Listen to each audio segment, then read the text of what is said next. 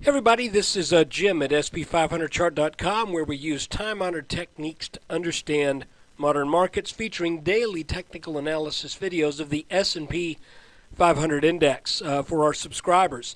Just want to remind you that the website and this video are for educational purposes only. Nothing stated at the site or in this video is intended to be used as investment advice. I can draw lines on charts, but you have to draw your own conclusions from your own research and make investment decisions that are suitable for your personal financial situation. I'm not a licensed financial professional. I'm just a guy who draws lines on charts. So we're going to take a look at GLD as our proxy for gold. The first thing I want to say, if some of you probably are already YouTube subscribers, and that's why you're looking at this video. But if you just ran across this, I want to give you a very brief introduction into what I do. I do trend line analysis, and I also look for chart patterns. It's just that simple. I don't do a lot of MACD stochastics, slow this, slow that, Ishimoku clouds, you name it. I don't even mess with Bollinger Bands and every now and then moving averages, but for the most part, I look at a chart and I analyze it strictly on price action. So we're looking at a fairly long-term chart of gold here, going back to 2005. And what I want to show you is that gold has made a series of three tops. Each time that one of those tops was made, it sold back fairly strongly. And back earlier in this year, you can see that gold exceeded this rising trend line in what you might call something of a blow-off top. Okay?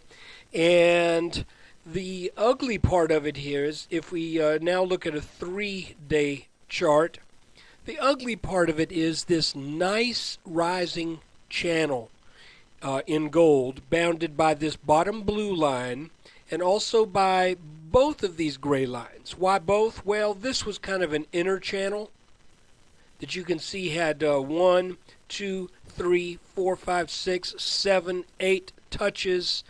And then every now and then gold would mount a rally that would get up over that, which it did 3 times. Some other features that are really nice in this chart. Back in 2009, I recognized this inverse head and shoulders consolidation pattern that a lot of analysts were saying that this is a double top up at around 1,000. I think gold was actually more like, what, 9? I forget. My memory isn't that good. It's here on the chart. When we were over here in this area under 100 or right around 100 in GLD, a lot of analysts were saying, oh my goodness, this is a double top. Gold is getting ready to get slammed back down. But you know, I was looking at it, and I said, no, that isn't a double top. This is an inverse head and shoulders consolidation pattern. If it breaks out over this neckline, this purple line drawn right here, which it did in early October of 2009, then gold is setting up for a move to about 1,400 as a minimum target. And I went ahead and I bought after this pullback, and lo and behold, it got on up there. I sold it before it got to 1,400 because I did not like this action right here. I sold it I think around 12 and change, 12.50, something like that. So I bought it about right around 1,000. Made 20. I think I actually made about 20% on it. So I probably sold around 1,200. But that was a short-term trade too. So anyway, that's a nice feature there, that inverse head and shoulders. The next trade I made in gold was based upon this rising trend line right here, and also line drawn over this top and this top. Once it got out over that, I said, you know, if this comes back and tags that blue line, that's going to be a buy. And by golly, it did. Not only did it tag that blue line, it tagged it at the exact same time that it hit this purple line right here, which was over these previous two tops. I probably got a little lucky on that. I actually bought a GLD at that point and made the trade within a penny. Not a penny of the GLD price, but I got within a penny of the low on gold. Okay, so it was recognizing the opportunity, but it was also a little bit of luck. But now here's why I'm showing you this chart today.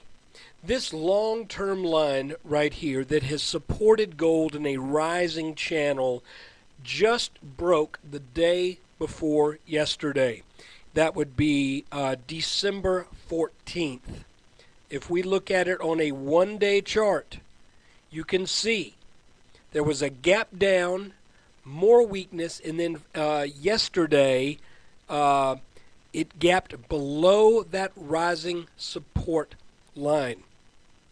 Now what I would look to see happen is likely at some point this will reverse back up and will probably tag this rising blue line as a back test.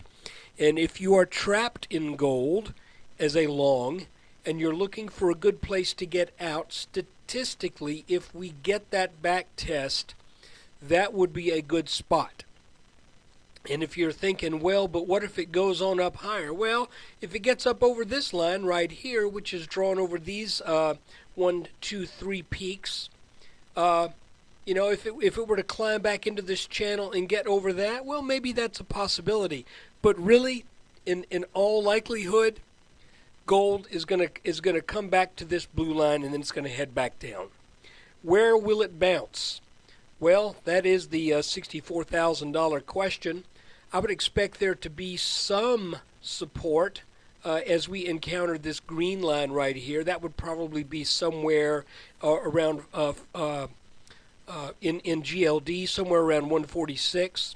You can't just take the GLD price, multiply it by 10. That doesn't really give you the value of gold. So I'm going to use the GLD prices. So yeah, we're looking for some support around 1460 as a likely event. And then we're also, come on, when we get down to the mid-1300s, I think this extended line should give some support.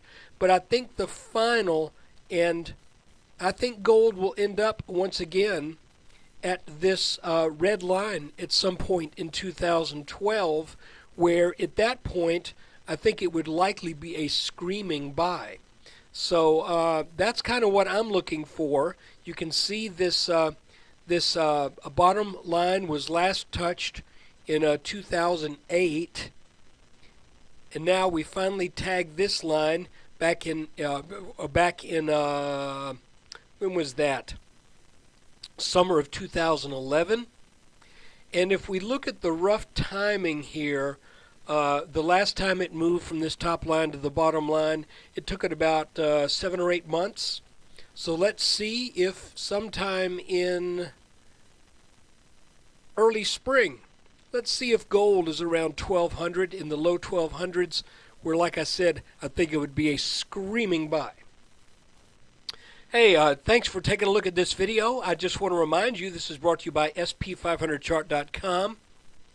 I do a daily S&P 500 chart analysis, and subscribers to the site get that video released to them after the close every day. It usually takes me 2 to 3 hours to get the video produced and posted to the site.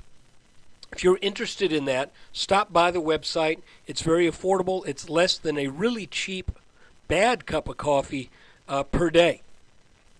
So think about doing that. And again, thanks for watching the video, and good luck with your gold endeavors.